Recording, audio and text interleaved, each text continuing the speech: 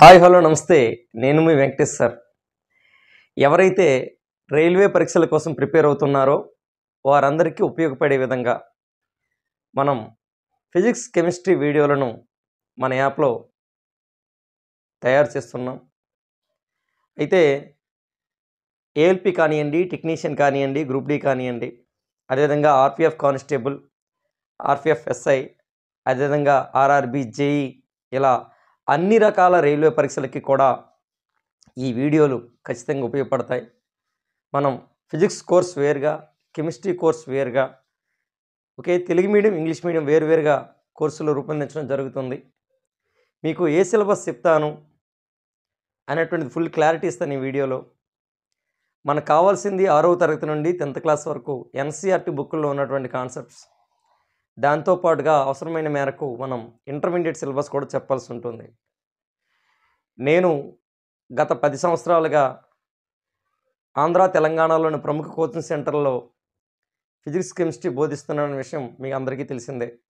IACE కానివ్వచ్చు, high rise కానివ్వచ్చు, ఇంకా Nagarjuna study circle, ఇంకా sign AKS లాంటి ప్రఖ్యాత కోచింగ్ సెంటర్లో ఒక 150కి పైగా బ్యాచ్లకు నేను బోధించడం జరిగింది.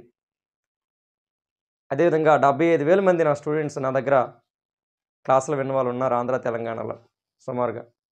కాబట్టి నా యొక్క ఎక్స్పీరియన్స్ మొత్తాన్ని ఉపయోగించి రైల్వే పరీక్షల్లో ఎక్కడి నుండి బిట్ వస్తుంది అనేటువంటి విషయం నాకు పూర్తిగా తెలుసు. కాబట్టి ఆ టాపిక్లు ఏవి వదలకుండా ఆర్ట్స్ వాళ్ళకి కూడా అర్థమయ్యే విధంగా నేను కంప్లీట్గా ఈ యొక్క వీడియోలను రూపొందించడం జరుగుతుంది, ఈ వీడియోలు చెప్పడం జరుగుతుంది. కాబట్టి ప్రతి ఒక్కరూ నీట్గా నోట్స్ పెట్టుకొని నోట్స్ రాసుకోండి. ఈ వీడియోలతో పాటుగా మన యాప్లో ఉన్నటువంటి ఫిజిక్స్, కెమిస్ట్రీ, బయాలజీ ఈపీడిఎఫ్లు కూడా తీసుకోండి. ఆ ఈపీడిఎఫ్లో ఏదైతే ఉందో దాదాపుగా 90% క్లాసుల్లో కూడా అదే ఉంటుంది. కాబట్టి ఈ రెండింటిని ద్వారా మనం ప్రిపరేషన్ ముందుకెళ్ళినట్లయితే మీరు సైన్స్లో ఎక్కువ మార్కులు సాధించడానికి అవకాశాలు ఉంటాయి. మనం ఈ వీడియోలో కెమిస్ట్రీకి సంబంధించినటువంటి సిలబస్ ఏంటి, అసలు ఏం చదవాలి, అసలు నేనేం చెప్పబోతున్నాను అనేది మొదలెట్టబోతున్నాం. రైట్, నీట్గా నోట్స్ తీసుకొని రాసుకోండి అమ్మా. కెమిస్ట్రీకి సంబంధించినటువంటి సిలబస్. ఫస్ట్ పరమాణు నిర్మాణం, దీనిని ఇంగ్లీష్లో అటామిక్ స్ట్రక్చర్ అంటారు. రెండవది వచ్చి రసాయన చర్యలు అంటే కెమికల్ రియాక్షన్స్, అదేవిధంగా బ్యాలెన్సింగ్ కెమికల్ ఈక్వేషన్స్, రసాయన సమీకరణాలను తుల్యం చేయడం అనేటువంటిది కూడా ఇందులో భాగంగానే ఉంటుంది. మూడవది వచ్చి మూలకాల వర్గీకరణ మరియు మూలకాల ప్రాధాన్యత. చాలా పెద్ద లెసను. గ్రూప్ డి లాంటి పరీక్షల్లో దాదాపుగా 3 నుండి 4 ప్రశ్నలు ఈ ఒక్క టాపిక్ నుండి వస్తాయి. నాలుగవది వచ్చి రసాయన బంధం. ఐదవది వచ్చి ఆమ్లాలు, క్షారాలు,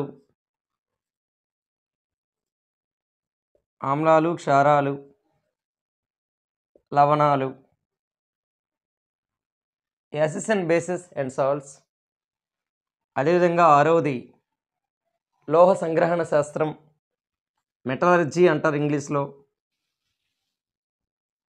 లోహ సంగ్రహణ శాస్త్రం. అదేవిధంగా ఏడవ టాపిక్ వచ్చి పరిశ్రమలు, ఇండస్ట్రీస్.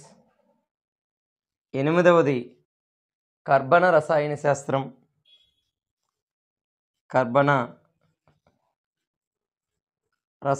శాస్త్రం, దీనిని ఆర్గానిక్ కెమిస్ట్రీ అని చెప్తాం. తొమ్మిదవది పాలిమర్లు, ప్లాస్టిక్లు.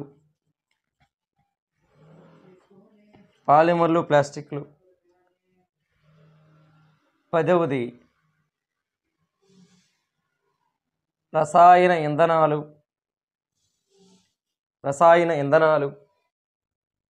11వది వచ్చి ద్రావణాలు, సొల్యూషన్స్. 12వది వచ్చి పర్యావరణ రసాయన శాస్త్రం. పర్యావరణ రసాయన శాస్త్రం. ఇవి నేను డిస్కస్ చేయబోయేటువంటి టోటల్ సిలబస్ విత్ ప్రాబ్లమ్స్తో సహా, అవసరమైన మేరకు ప్రాబ్లమ్స్తో సహా నేను చెప్తాను. ఈజీ మెథడ్లో చెప్తాను. ఫ్రమ్ బేసిక్స్ నుండి డెప్త్ లెవెల్ వరకు మనకి రైల్వేకి ఎంతవరకు అవసరమో అంతవరకు నేను చెప్పడం జరుగుతుంది. ఖచ్చితంగా నేను చెప్పినటువంటి వీడియోలతో పాటుగా పీడిఎఫ్లు కూడా తీసుకున్నట్లయితే మీకు ఇంకా ఏ ఇతర మెటీరియల్స్ కానివ్వండి, టెక్స్ట్ బుక్లు కానీ చదవాల్సిన అవసరం ఉండదు. మ్యాక్సిమం 90% సక్సెస్ అయిపోతాం.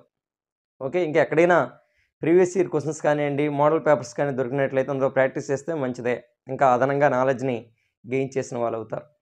Okay, right. Thank you for watching this video. Your Venkatesh sir.